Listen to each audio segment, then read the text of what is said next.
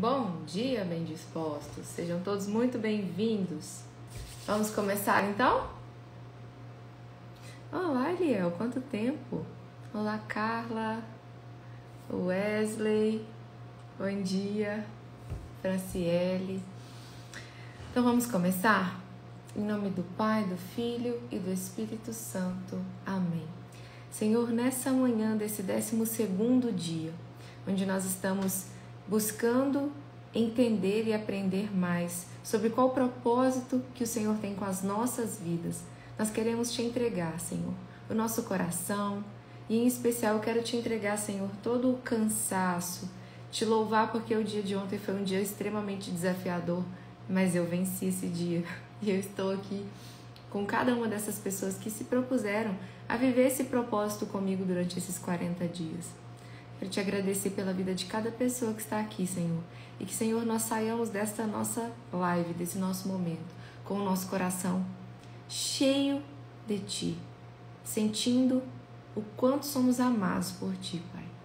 Que nessa manhã nós nos recordemos sempre e ainda mais o quanto nós somos amados por Ti. Amém. Então vamos lá? Desenvolvendo amizade com Deus. Deus oferece a sua amizade ao justo. Provérbios 3:32. Aproximem-se de Deus e Ele se aproximará de vocês. Tiago capítulo 4, versículo 8. Você está tão perto de Deus quanto escolhe estar. A exemplo do que ocorre com qualquer amizade, você deve se esforçar para desenvolver o relacionamento com Deus, e isso não acontecerá por acidente. É necessário desejar essa amizade e disponibilizar tempo e energia. Se deseja um vínculo mais profundo e íntimo com Deus, aprenda a compartilhar de forma honesta os seus sentimentos, a ter confiança quando Ele te pedir para fazer algo, a se importar com aquilo que é importante para Ele e a desejar a sua amizade mais do que qualquer outra coisa. Aí agora lembra que ontem a gente ia fazendo, que a gente ia saber de duas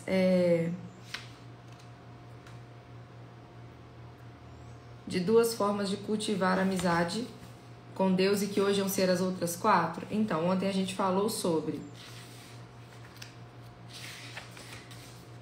tornar-se amigo de Deus por meio do diálogo constante e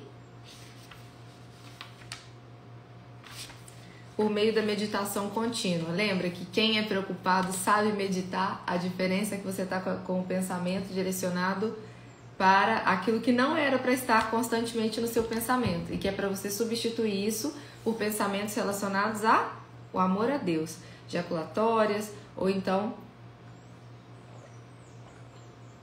versículos bíblicos. Lembram disso? Hoje a gente vai ver os outros 4 pontos.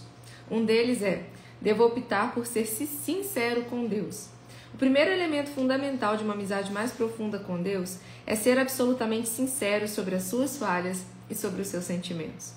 O Criador não espera que você seja perfeito, mas Ele insiste que você seja absolutamente honesto. Nenhum dos amigos de Deus que aparecem na Bíblia era perfeito. Se a perfeição fosse um requisito para a amizade com o Senhor, jamais poderíamos ser amigos dele. Felizmente, em virtude da graça de Deus, Jesus ainda é amigo de pecadores. Mateus capítulo 11, versículo 19. E na Bíblia, os amigos de Deus são sinceros a respeito do que sentem, frequentemente reclamando, criticando, acusando e discutindo com o Criador. Deus, entretanto, não parece ficar aborrecido com a franqueza deles. Na verdade, até a incentiva. O Senhor permitiu que Abraão questionasse a respeito da destruição de Sodoma. Abraão importunou-o sobre o que seria necessário para poupar a cidade, negociando o número de 50 a 10 pessoas justas. Deus também escutou pacientemente de Davi as muitas acusações de injustiça, traição e abandono. Não destruiu Jeremias quando o profeta afirmou que o Senhor o havia enganado. E Jó pôde expressar sua amargura durante a provação. E no final, Deus o defendeu por ter sido sincero e repreendeu os amigos de Jó por não agirem com sinceridade. Deus lhes disse: eu estou farto de vocês, pois não foram honestos comigo nem no que disseram de mim a meu servo Jó. E meu servo Jó orará por vocês, e assim vou aceitar a oração de vocês. Jó capítulo 42, versículos 7 e 8. Em um estupendo exemplo de amizade sincera, Deus expressou sem reservas a sua absoluta repugnância pela desobediência de Israel. Ele disse a Moisés que manteria a promessa de dar aos israelitas a terra prometida, mas não daria mais nenhum passo com eles no deserto. Deus estava aborrecido e disse a Moisés exatamente como se sentia. Moisés, falando como amigo de Deus, respondeu de forma igualmente sincera: Tu me dizes, conduza este povo, mas não me deixas saber quem enviarás comigo. Se sou assim tão especial para ti, permite que eu tome conhecimento dos teus planos. Não te esqueças de que esse é o teu povo, tua responsabilidade. O Eterno respondeu: Minha presença irá com você. Eu me encarregarei da viagem até o fim. Moisés não concordou. Se tua presença não assumir a liderança aqui, cancela agora mesmo a viagem. De que outra forma se poderia saber se estás comigo nisso e com teu povo? Quero saber, viajarás conosco ou não? De que outra forma saberemos que somos especiais, eu e teu povo, entre todos os outros povos da terra? O Eterno respondeu a Moisés: Está bem, será como você disse, eu também farei isso, pois conheço você muito bem, e você é especial para mim, e eu conheço você pelo nome. Êxodo capítulo 33, versículos de 12 a 17. Poderia Deus lidar com esse tipo de franqueza se ela partisse de você? Sem dúvida. A verdadeira amizade é edificada sobre a transparência. O que pode parecer audácia, Deus vê como sinceridade. Deus escuta as palavras exaltadas de seus amigos. O que o aborrece são os clichês, aquelas frases previsíveis, permeadas de religiosidade. Para ser amigo de Deus, você deve ser sincero com Ele e dividir os seus verdadeiros sentimentos, não o que você pensa que deve sentir ou dizer.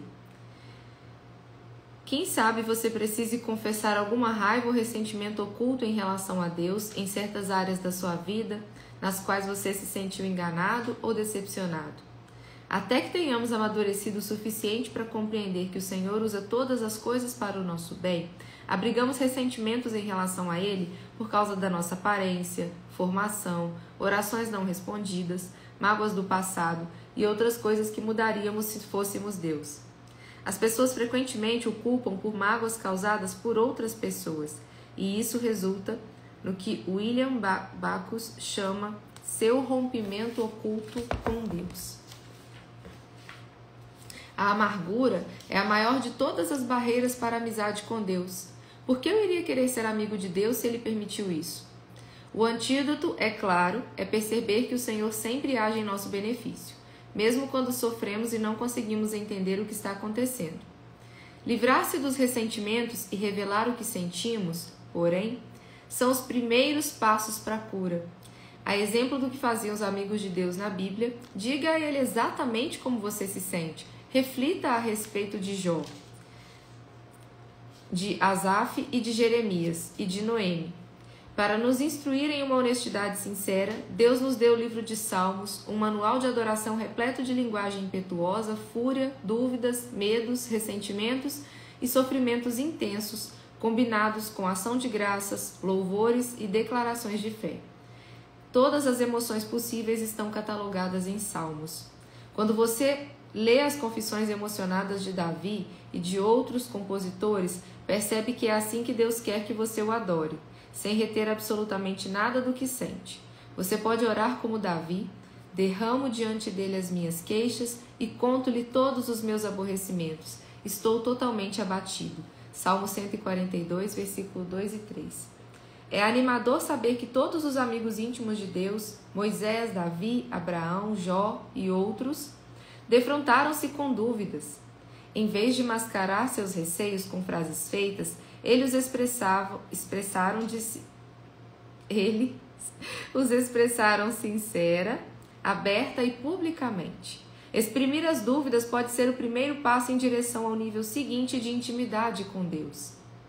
Agora, mais um ponto para a gente continuar cultivando amizade com Deus. Devo optar por obedecer a Deus pela fé. Todas as vezes que você confia na sabedoria de Deus e faz tudo o que Ele diz, mesmo sem compreender sua amizade, gente do céu, todas as vezes que você confia na sabedoria de Deus e faz tudo o que Ele diz, mesmo sem compreender, a sua amizade com Ele se aprofunda. Normalmente, não consideramos a obediência uma característica da amizade. Ela parece mais adequada ao relacionamento com os pais, com o chefe ou com algum superior imediato, mas nunca com um amigo. Jesus, no entanto, deixou claro que a obediência é uma condição para se obter intimidade com Deus. E ele disse: vocês serão meus amigos se fizerem o que eu ordeno. João capítulo 15, versículo 14. No capítulo anterior, assinalei que a palavra usada por Jesus quando nos chamou de amigos podia se referir aos amigos do rei numa corte real. Embora esses companheiros íntimos usufruam privilégios especiais, eles também estão sujeitos ao rei e têm que obedecer às suas ordens. Somos amigos de Deus, mas não somos seus iguais. Ele é o nosso amado líder e o seguimos. Obedecemos a Deus não por obrigação, medo ou imposição, mas porque o amamos e confiamos que Ele sabe o que é melhor para nós. Queremos seguir a Cristo por gratidão a tudo o que Ele fez por nós. E quanto mais de perto o seguimos, mais intensa a nossa amizade se torna. Os não cristãos, em geral, pensam que os cristãos obedecem por obrigação, culpa ou medo de serem punidos, mas a realidade é o oposto. Fomos perdoados e libertos, então obedecemos por amor e nossa obediência nos traz grande alegria.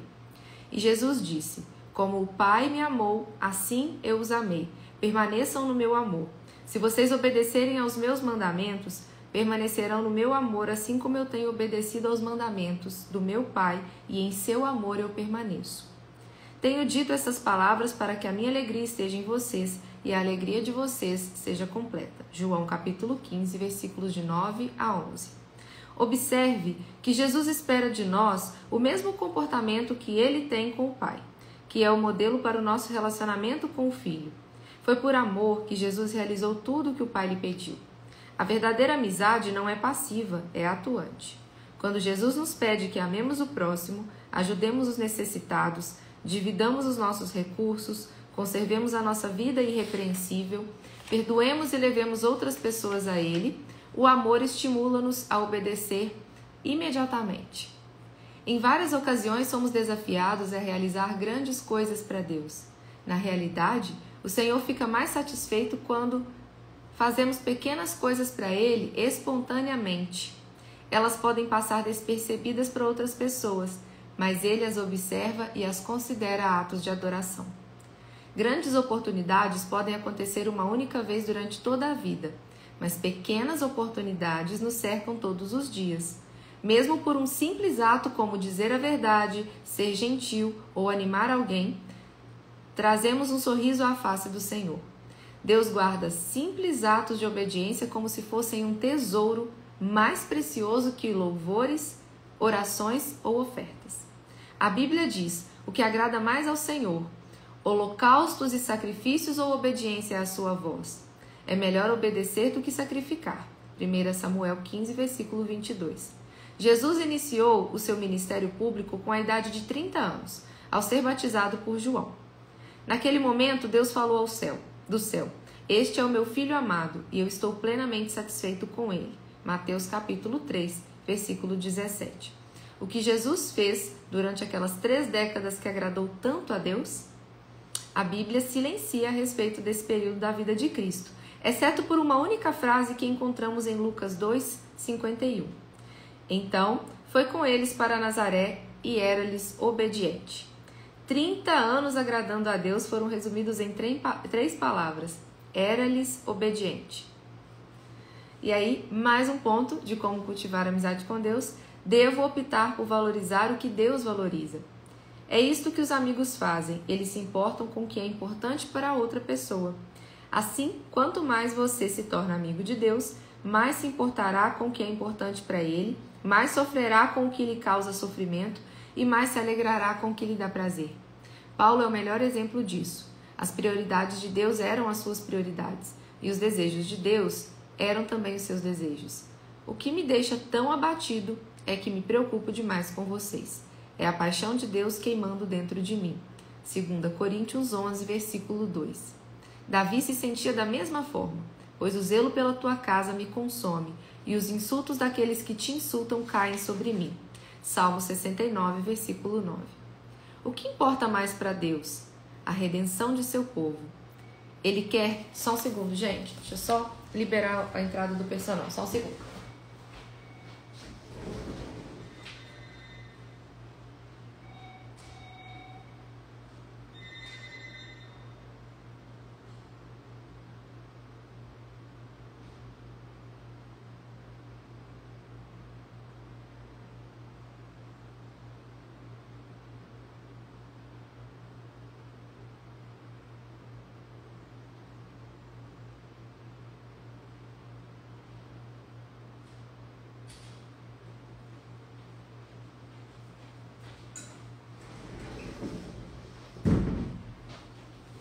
Voltei.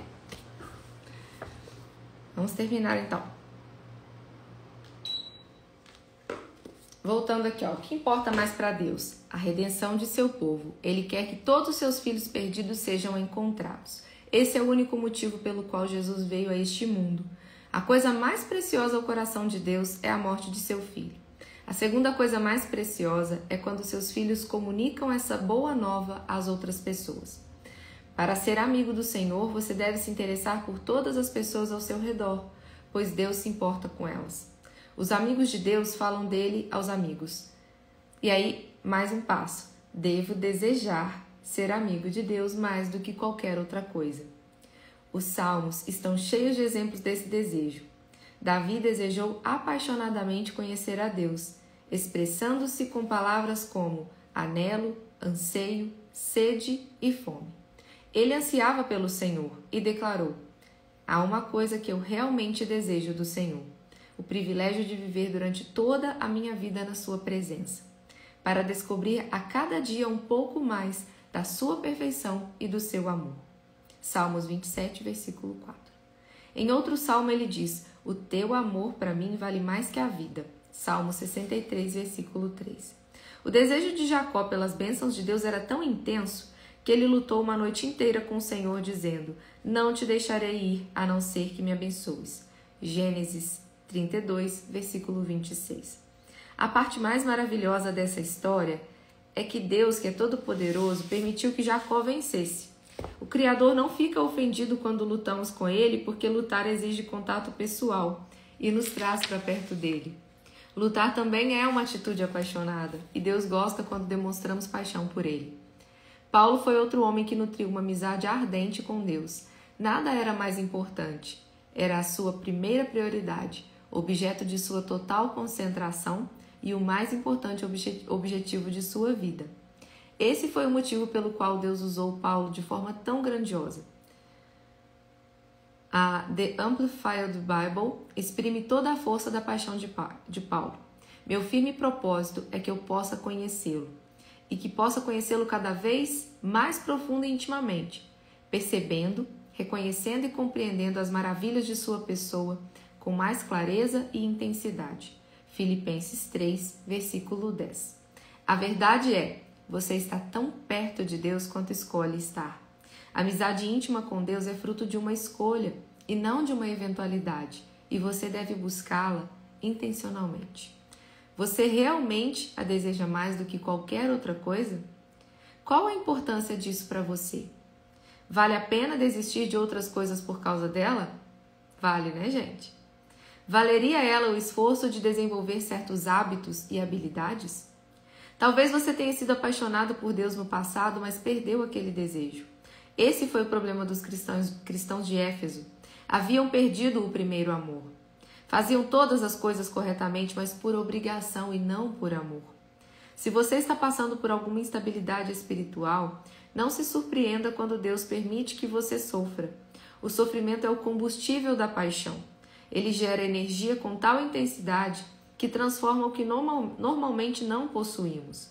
Assim, disse C.S. Lewis, o sofrimento é o megafone de Deus. É a forma de Deus nos sacudir da letargia espiritual. Os nossos problemas não são uma punição, mas apelos de um Deus amoroso para nos despertar. O Senhor não está irritado com você, está irritado por você e fará o que for necessário para trazê-lo de volta à comunhão com Ele. Há, porém, um meio mais fácil de reacender a paixão por Deus. Comece a pedir que Ele lhe dê essa paixão e continue pedindo até que a receba. Repita esta oração ao longo do dia. Querido Jesus, mais do que qualquer outra coisa, quero conhecer-te intimamente. Deus disse aos cativos na Babilônia: quando vocês me buscarem, me encontrarão. Sim, quando me buscarem de todo o coração, em primeiro lugar, dou a vocês a certeza de que não vão se decepcionar. Jeremias capítulo 29, versículo 13. Seu relacionamento mais importante. Não há nada, absolutamente nada, mais importante do que fazer amizade com Deus. Esse é um relacionamento que durará para sempre. Paulo disse a Timóteo: algumas dessas pessoas perderam a coisa mais importante da vida. Elas não conhecem a Deus. 1 Timóteo, versículo 6, capítulo 6, versículo 21. Você perdeu a coisa mais importante da vida? Pois pode fazer algo a respeito agora mesmo. Lembre-se, a escolha é sua. Você está tão perto de Deus quanto escolhe estar. Pensando sobre o meu propósito de vida. Tema para reflexão: eu estou tão perto de Deus quanto eu escolho estar. Versículo para memorizar: aproximem-se de Deus e Ele se aproximará de vocês. Tiago, capítulo 4, versículo 8. Pergunta para meditar: que escolhas práticas eu farei hoje para me aproximar mais de Deus? E assim concluímos esse nosso 12º dia. E vou preparar agora para o print. Hoje vocês vão ver que eu vou postar 2 frases. Vou postar uma no período da manhã e aí depois do almoço eu posto mais uma, tá? Referente a ontem e hoje, porque ontem foi o dia. Eu tô aqui, graças a Deus, o dia.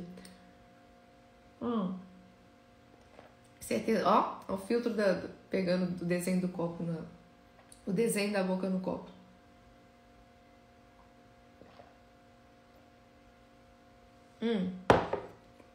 Preparem o print aí, pessoal. Preparem-se. Lembrando que hoje não vai ficar salvo no YouTube, hoje não teve no YouTube, tá bom? 1, 2, 3 e preparem os dedos. Esse é o livro aqui, ó, pra quem tava perguntando sobre o livro. 1, 2, 3 e... Para quem tá chegando agora é para fazer o print, para compartilhar, para que amanhã a gente tenha mais pessoas com a gente nessa nossa jornada, tá bom?